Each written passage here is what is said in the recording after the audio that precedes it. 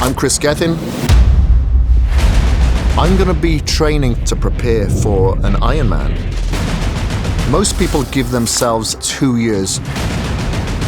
I'm giving myself 6 months, and we're going to do it. This is a bloody hard first session.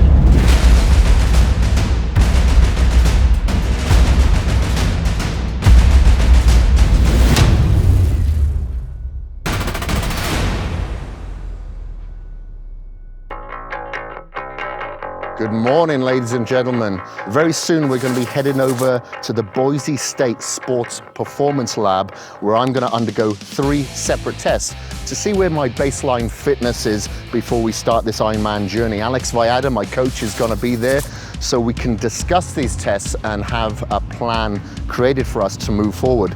So then we're going to come back here, back to the gym, get in a quick workout, and then we're going to call it a day. All right, Kris, so we're going to start with the bod pod today. We're going to measure your body composition. We'll start by having you take your shoes off, socks off, all your jewelry. We're going to grab your height. I'll enter in all of your information in. 5'8.5". I'll take the hand. So Kris, this is measuring body volume by air displacement. So there's a known volume of air when it's empty. When you get in, you displace that air. It's getting your body volume, and then that with your mass gets your density, and then with density it estimates body composition. 219.47, 99 kilos. So the last thing that I'll do before I have you get in the bod pod is you gotta wear this lovely swim cap to avoid any air displacement with your hair. I've always been told I look like a dick, so.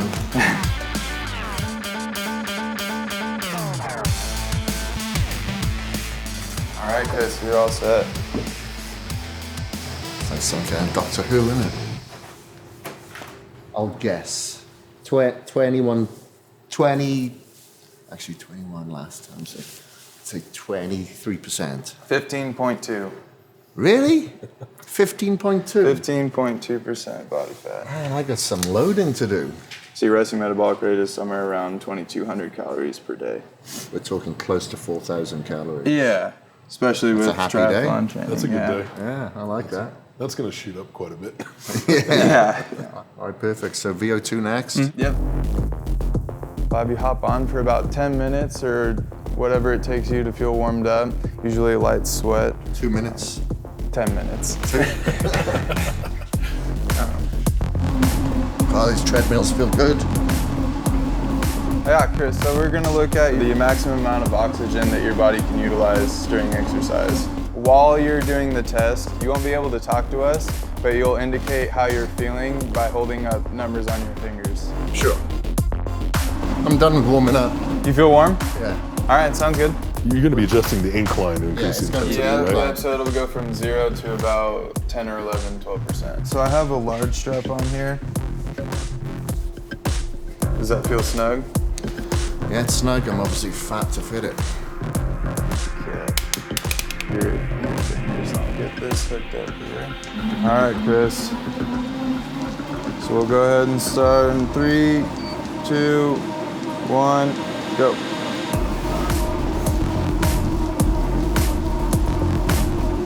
1 minute in, how you feeling? 1? Got it. Going up to 1%. So while he's testing, I'm just looking at his heart rate and then his oxygen consumption in milliliters per kilogram. All right, Kris, 5 minutes in, how you feeling? 5? Good, going up to 5%. Keep pushing, doing awesome.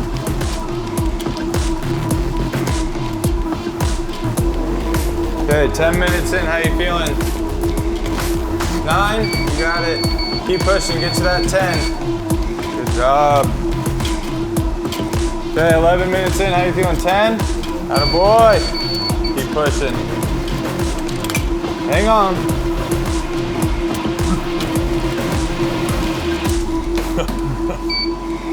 Good job, Kris. Deep breaths, deep breaths, deep breaths. I thought he was going to keep going until he passed out. If you want, you might just do a little bit. There you go. Okay, let me put on some. Oh, shit. Good job. Man, it's just all vapors, you know, it's all just accountability having you guys watching. And I don't know, it's like the mind is strong. You know, the mind wanted to continue, but the body was just weak. I'd say my heart and lungs and my legs were neck and neck. They're both failing each other. It wasn't one over the other. Collectively, they had me stop. You can hop off the treadmill, and we'll start probably a 20, 25-minute recovery. Okay. So whatever you need to do, just hang out and relax. All right, Chris, so you just completed the aerobic capacity test, VO2 max. We had your VO2 max at 44.6 milliliters per kilogram per minute. What does that mean? So 44 is probably pretty good for your age range and for your training status. As far as like Olympic marathoners, Olympic triathletes, they're upwards of 70 plus. 70 plus, milliliters and I'm per 44. Wow, I got some work to do. Yes, you do. Okay, Chris, you ready for the next one? I believe so. Okay, so this is the Wingate Test. So it's a 30-second all-out sprint on this fancy stationary bike. It's a test for anaerobic power. So you'll mainly be using stored, like, fast energy pathways. And will I be doing this just for the 30 seconds? So I don't get a second chance? Nope. I better get that. Okay. Yep, and well, you don't just jump on and start pedaling really fast right away. There's kind of a ramp-up phase, kind of a short progression, so your feet or your pedals are moving quickly. Any tips? Just Secrets? close your eyes and go hard. Okay, all right. So first thing we'll do, we'll get you set up and make sure it's the right height. Okay, so All right, Chris. start Here we with- go. So 20 seconds, you're at 95, 100, stay there. All right, start ramping it up. All right, get going, get going. There you go. 4, 3, 2, 1. Here comes the resistance. all right, Chris, keep it up. Good. Hard as you can. Keep going. Keep going, man. Good. Good. Keep pushing. Come on. 15 seconds. Come on. Come on. 10 seconds. Anything for 10 seconds. You got it. 10 more seconds. Come on. Come on. Keep going, Chris. Good. Good. Keep pushing. Come on. Last bit. Done. All right, just nice and easy. Peak RPM 168. Speedy. Yeah, that's a good leg- test. It's good leg Yeah. time. Yeah. So since you've seen data for so many different kinds of people, probably different athletes, age ranges, everything else, what are some of the trends you notice? Like anything that stands out to you about his performance? So the peak power is notable. Anaerobically trained to work at 100%, I would say. And then actually the mean power is also quite high. So the ability to maintain a high power output over the 30 seconds. A lot of times you won't see those two together. You might just see a really high peak, but not as strong as of a maintenance over the 30 seconds. So I'm a bit of a correlation of both. I'm not a great bodybuilder. I'm not going to be a great endurance athlete, Right. but I could be a good bit of both. You know, it really does give your ego a punch in the nuts, you know, because I cannot just step into this and expect to be good. And I think a lot of people do that in, you know, when they transition from different sports. You can't just jump into these things, it takes time. All right, so we've gone through these 3 tests now, the Wingate, the VO2, the bod pod. What do we do with that? You know, how does that correlate into the real world of our training? Do we come back here in 6 months' time or in 5 months' time and compare the both? Yep. As far as the VO2 max, all these measures of power output and aerobic capacity, what we also want to do is we want to see in particular what Ironman training is going to do to you. So what is your potential now? When you're undertaking something as ambitious as this, people are concerned, you know, are you going to feel shattered by the end of it? You know, are you going to lose power because you're training for a 112-mile bike? And if we can demonstrate that the answer to that all is definitively no, I think we'll basically be able to say that this is something that can be done. This is something that can be done without destroying yourself. Because unfortunately, when you look at bodybuilding, you know, from a general perspective, it can be unhealthy. Yeah, absolutely. You know, with our focus here on the training and with the nutrition to back up, hopefully I'm going to look like a bodybuilder, Yep. but much more healthy than your conventional bodybuilder.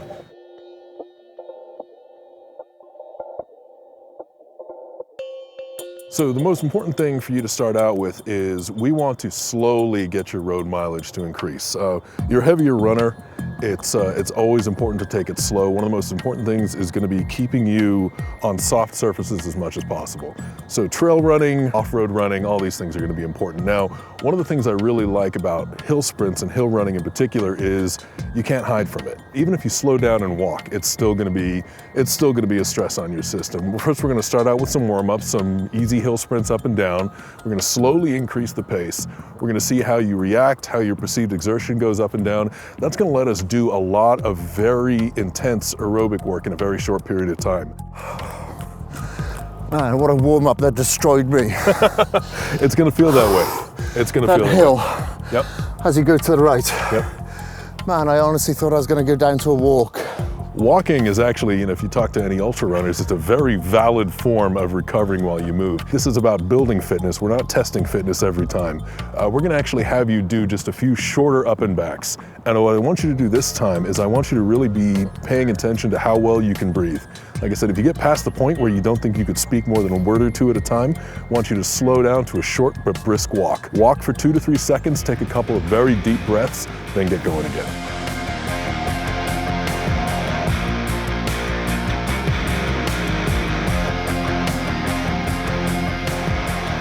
Good, good. Form better, breathing sounds better. Yeah, that felt a lot easier that time. Yeah. Even though I was going about the same sort of speed, I felt a little bit more in a groove, warmed up. One of the most important things that we want to develop is the idea of moving your legs quickly. Moving your legs quickly, smoothly, efficiently. Let's keep these at about an 8.5 to a 9 out of 10. You could go faster, but since you're focusing on foot turnover and speed, you don't want to be burning yourself out on the first one. So if you start burning yourself out at the top of each sprint, and you give it everything you have, taking those long ground-eating strides at the very end, your next sprint's gonna be compromised. So always keep that in mind. Think about, again, same thing as bodybuilding. So think about the next set. Think about all the work you've got to get done. You want to push it on each one, but you don't want to push yourself so hard that you can't do the next one at quality. But good. I pushed myself too hard. It always happens. On that one. Always happens.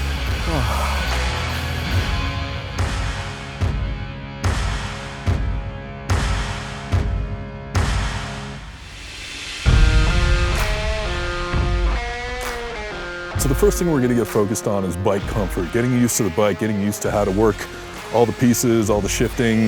The most important thing we want to start with though is the pedals. What these let you do, since your foot is actually attached to the pedal, is they let you push, pull, and lift. What that means, you're gonna use more muscles, you're gonna bring more muscles into the whole equation, and you're gonna fatigue less quickly because you're providing the same amount of force, but you're using every single muscle in your leg.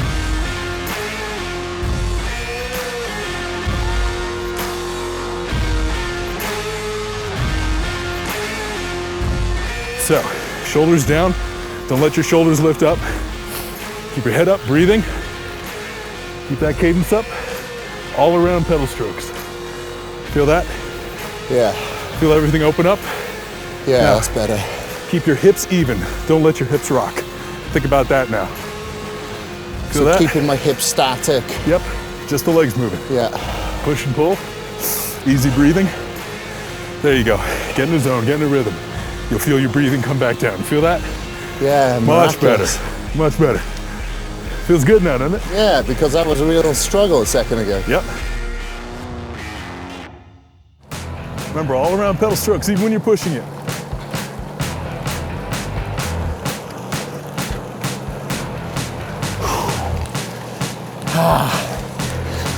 Get your breathing under control. How'd it feel? Soul destroying, to be honest with you. Soul destroying. Well, I guess it's mixed emotions. Mixed emotions is that I did a very short sprint, both running, a very short sprint on the bike now, and I was exhausted within 20 seconds. Like when we came up that hill now, you carried on powering ahead. Want to go to something a bit more familiar? I'd love to. Okay, cool. Is that the gym? That's the gym. Right, let's go do that it. part of Yeah, things. let's go lift heavy things. Excellent, I like that.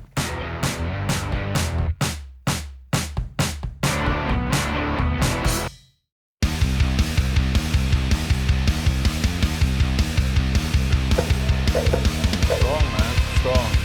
Yes, good. I like to train with a lot of volume and a lot of intensity.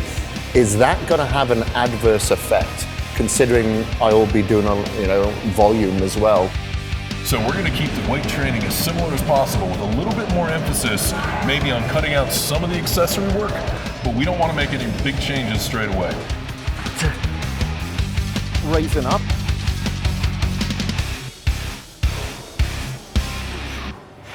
Woo. Okie dokie. All right.